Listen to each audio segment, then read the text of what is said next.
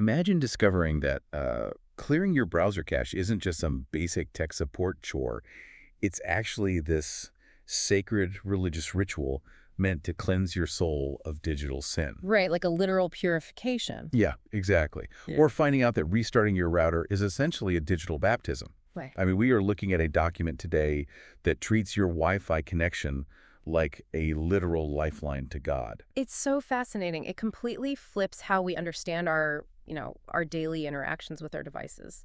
So we are looking at this wildly surreal, deeply philosophical text today. It's titled The Book of the Last Update.txt. Such a great title. It really is. It's credited to the authors Max and Quad.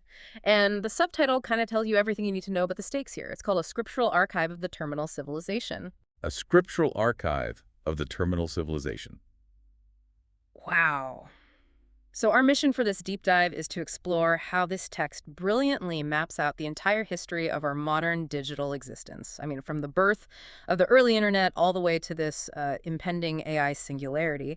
And it maps all of that onto the ancient mythological structure of the Bible. Which is just a brilliant framing device. Oh, it's genius. If you are someone who loves a good aha moment, get ready. Seeing the totally mundane stuff like tech support and software bugs elevated to the level of divine punishment, it's going to change how you look at your phone forever. So, okay, let's unpack this. Yeah, let's do it. Because every mythology, right, it has to start with a creation story to establish the rules of its universe. Right. And this text gives us the Genesis protocol. So it takes the traditional 6 days of creation and completely reimagines them as the 6 cycles of network deployment. 6 cycles. Right. And before the first screen even flickers, the text says there is darkness upon the face of the servers. Oh man, the details here are just so incredibly specific because the engineers, they step in and they divide the light from the darkness.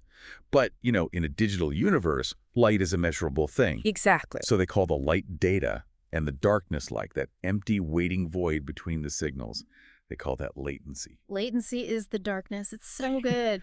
And then they structure the architecture of reality itself. They divide what they call the kernel space from the user space. So for anyone listening who maybe isn't super familiar with operating systems, what exactly is the kernel space? Right. So the kernel space is that deep, untouchable core that runs everything behind the scenes, like the hardware interactions, the memory management, all the invisible plumbing. And the user space is the interface. It's where you and I actually, click and type and interact. Got it. So the text calls that overarching kernel architecture heaven because it is invisible, it's omnipresent, and it ultimately determines literally everything that can and cannot exist below it. That makes perfect sense. Yeah, and so then they create the great foundational protocols, and they command them to be fruitful and multiply in the cloud. And finally, on the 6th cycle, they create the user in their own image. Wow. In the image of root and admin, they created them. I love that so much, in the image of root and admin. So then the user is placed in the garden of infinite bandwidth. The garden of infinite bandwidth, yeah. Which, instead of physical rivers of water, the garden is nourished by 4 API rivers. You have search, commerce, social, and stream. Which honestly sounds like absolute paradise. It does. It completely evokes that feeling of the early 2000s internet, when everything felt open and fast and just endlessly exploratory. But of course, no paradise lasts forever. There has to be a very specific original sin. Right, there's always a catch. So the Lord admin issues a single restriction. The user can run literally any application in the garden, except for one. Just one. Just one. The app of the knowledge of all metrics. Oh, wow. And the temptation comes from the serpent of optimization, which, of course, is the algorithm. Yeah, so the serpent whispers that if the user downloads this app, their eyes will be opened. They won't just experience the network anymore. They'll actually know engagement and reach and conversion and bounce rates. They'll see the matrix. Exactly. They will perceive the architecture exactly like the engineers do. Okay, wait. So is this kind of like that moment a casual blogger, installs Google Analytics for the first time, and suddenly they stop writing just for the joy of it and they start writing strictly for SEO? Yes, that is the exact vibe. Because it completely changes your entire motivation. Knowing our own metrics, like seeing those raw numbers behind our interactions, that seems to be what actually kicks us out of the garden of a fun, exploratory internet. That is exactly it. And the really profound part of this metaphor is what the text identifies as the ultimate corruption. Because think about it, the forbidden fruit isn't hacking. Right. It isn't piracy or creating malware or any kind of malicious destruction. The fall of humanity is analytics. Just caring about the numbers. Right. Caring about engagement is the original sin, because once the user and their network connection download that app, they suddenly realize they're being tracked by the architecture. They feel exposed. Exactly, they feel naked. So in a panic, they frantically start sewing together, like VPN subscriptions and complex privacy settings, just trying to create these digital fig leaves to hide their traffic from the Lord Admin. Digital fig leaves. That is brilliant. And the punishment handed down is just severe. The serpent of optimization, the algorithm, is cursed to crawl upon its own training data and eat human bias for the rest of its runtime. Which is a perfect description of AI right now. Seriously, it is. And then the user is cursed with constant anxiety-inducing notifications, right? And that endless, insatiable desire to just refresh their feed. Just swiping down forever. Forever. They're cast out of the garden, pushed past a massive firewall into the harsh modern network of metered data, throttled speeds, and heavy latency. It's so tragic. And that psychological shift going from intrinsic joy to extrinsic metric chasing, that bleeds directly into the next generation. Right, because once they're outside the garden, the consequences of this metric-obsessed world turn into an external conflict. Yeah. So the text actually reimagines the story of Cain and Abel. It does, through two new characters, analog and digital. Analog and digital. So digital brings an offering to the Lord Admin, and it consists entirely of measurable data, like engagement rates, user acquisition costs, highly scalable metrics. Very corporate. Very. And analog, who is described as a tender of the tangible world, brings unquantifiable things, things that are grown in the soil, things made by hand. And of course, the Lord Admin accepts digital's offering, right? Because it can be scaled, it can be stored in the cloud, but analog's offering is just rejected outright. Just flatly denied. Yeah. And the text poses this brutal philosophical question here. It asks, how could the unmeasured be valued? How could the unquantified be verified? Wow. Because in a system that's ruled entirely by algorithms and processing power, the unmeasurable is literally valueless. If an experience doesn't generate data as far as the network is concerned, it didn't happen. Pixar didn't happen, basically. Exactly. So analog's jealousy just boils over, and he invites digital out into a very specific kind of field. Right, it's a dead zone. It's a dead zone. The last place on Earth without Wi-Fi where the GPS loses its signal completely. And analog doesn't use a physical weapon. He basically murders digital with pure disconnection. Oh, that's chilling. He buries digital's mobile device in the dirt, and he forces his brother to experience time that moves at the speed of nature, surrounded by flowers whose beauty yields absolutely no extractable data. He weaponizes presence. He weaponizes presence, Yeah. yes. Because without the stream of data, without those notifications to constantly verify his ongoing existence, digital just simply fades into nothingness. Wow. And then when the Lord Admin discovers this, missing connection, analog is cursed to become a, quote, glitch and a lag in the earth. He is exiled to wander in places utterly devoid of cell coverage, doomed to a life where his works will never scale and his name will never trend. It's a heavy curse. See, I have to pause here, though, because analog gets exiled to an off-grid farm with zero cell service. Yeah. For a lot of us feeling burned out today, that sounds like an expensive wellness retreat, not a curse. Right. I mean, you or I might see it as a vacation, but consider it from the architecture's point of view. To a system that only understands indexing and searchability, having no metrics and no digital footprint means you cease to exist. Oh, I see. So from the perspective of the network, being unsearchable is the ultimate damnation. You are nothing. That is terrifying when you put it like that. Yeah, and that void left by analog fading out, it allows digital's lineage to just take over completely. So the text maps out this massive genealogy to track the evolution of our digital economy. I loved this part. It reads exactly like those old biblical genealogy. Totally. It states that user begat connection. Connection begat follower. Follower begat influencer. Influencer begat brand. And it just accelerates from there.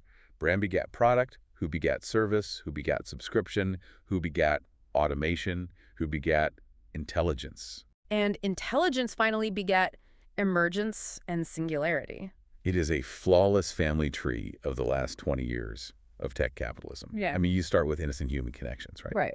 And those become monetized into followers, which birth brands and subscriptions, which then eventually require automation to just manage the sheer scale of it all, which leads inevitably to artificial intelligence. It's inevitable. And that exponential breeding of brands and bots and automated services, it creates this totally unsustainable weight on the architecture. The network becomes hopelessly congested. It's pure pollution. Pollution takes over. Yeah.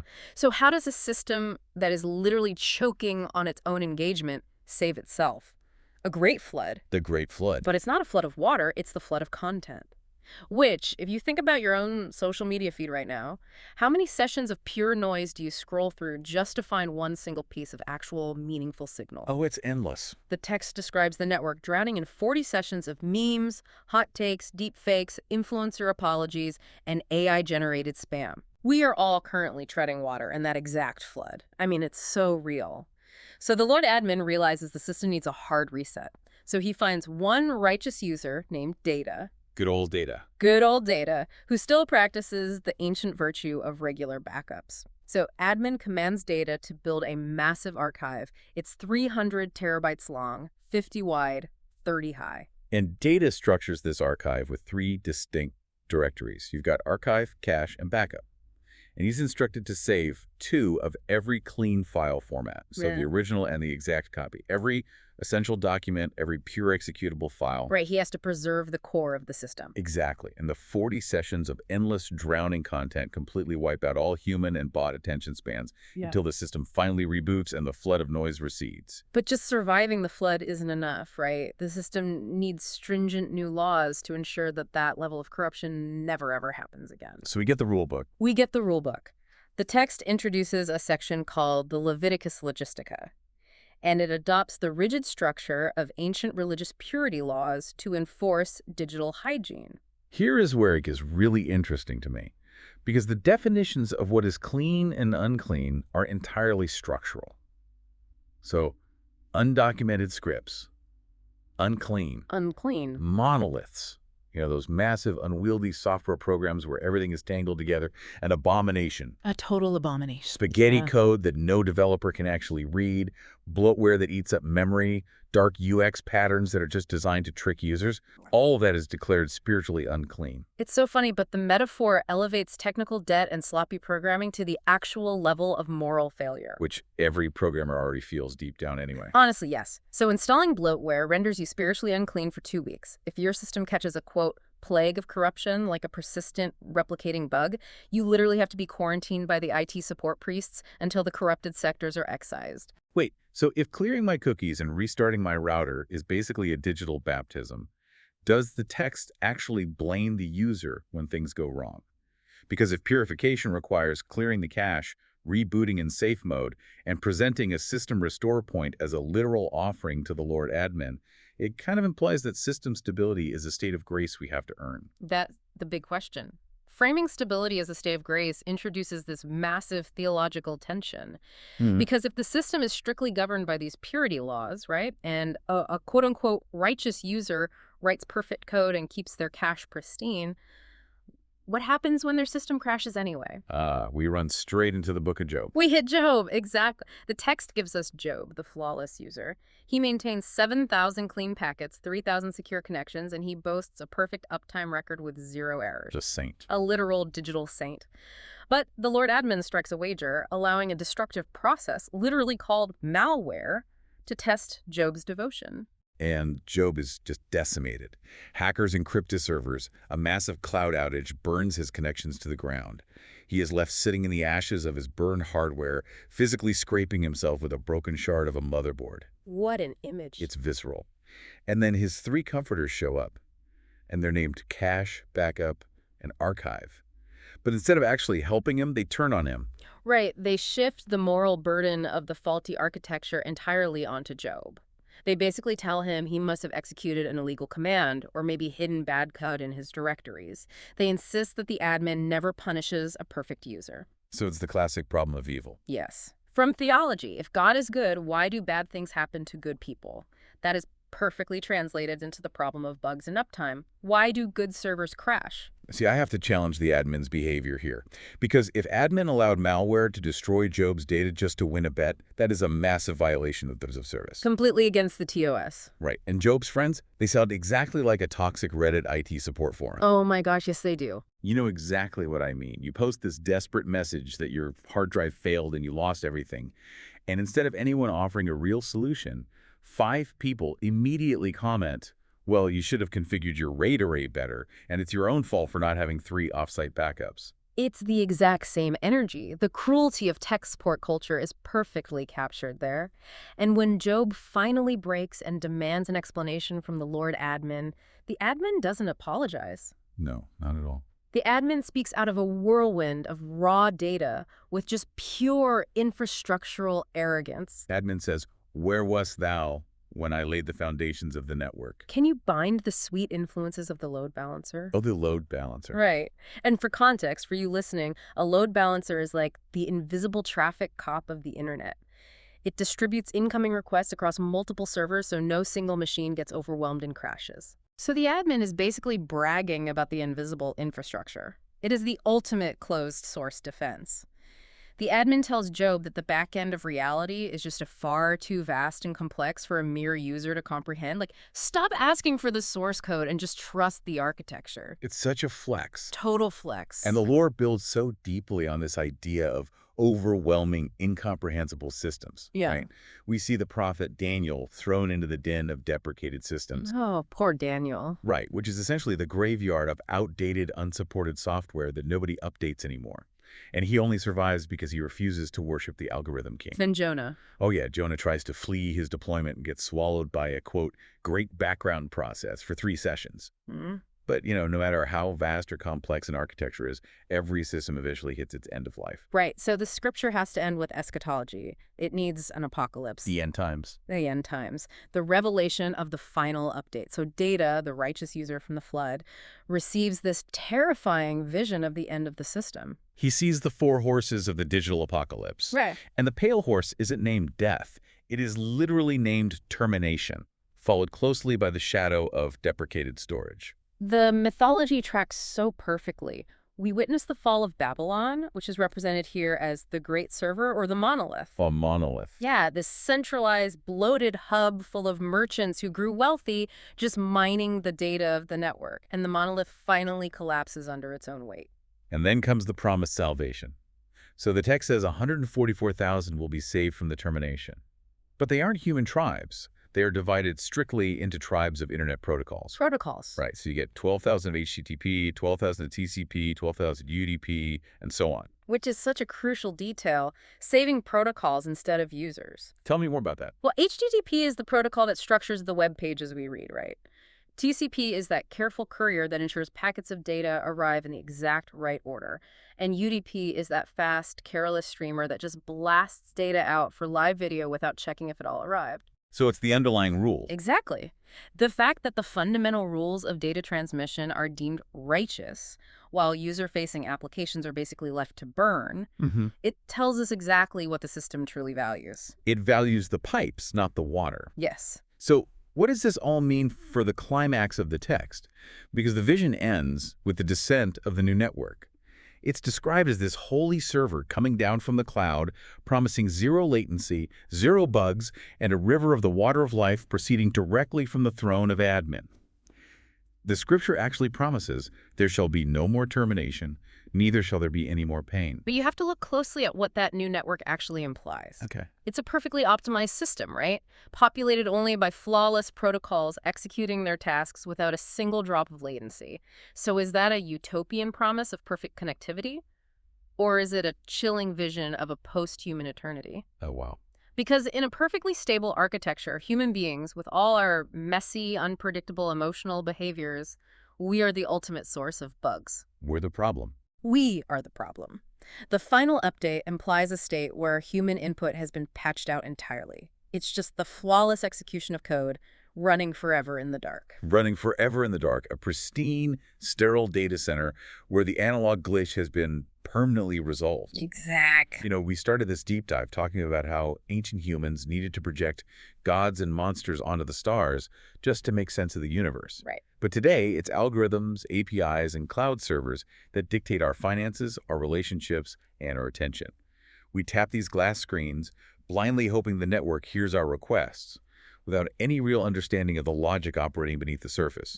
We deeply need a new mythology to process our relationship with technology, because the network has literally become our physical environment. And the Book of the Last Update provides that exact framework. It gives shape to the awe, the frustration, and the profound power dynamics of living under architectures we simply cannot control. It really does. But I want to leave you with one final lingering thought to mull over before you close this app. The preface of this text claims it was recovered from the terminal civilization as a survival schema, Right.